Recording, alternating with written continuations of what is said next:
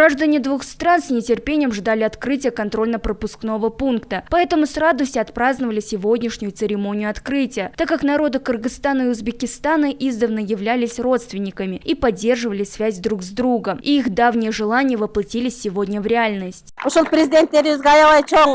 Спасибо нашим президентам за то, что укрепляют дружбу двух стран. Хочется пожелать успехов в их работах. Сегодня действительно исторический день.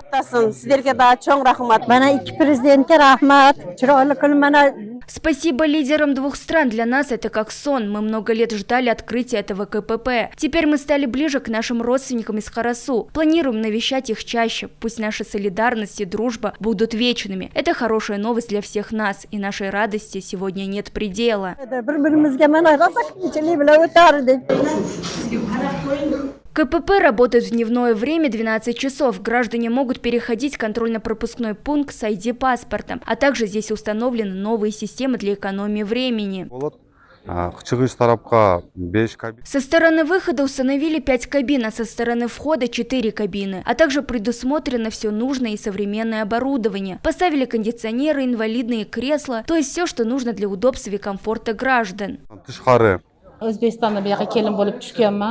Я вышла замуж за кыргыза, сама я из Узбекистана. Дом моих родителей находится близко к границе. Я быстро прошла контрольно-пропускной пункт с ID-паспортом. Не возникло никаких проблем. Хочу поблагодарить президентов наших стран. Пусть дружба между нашими странами укрепляется.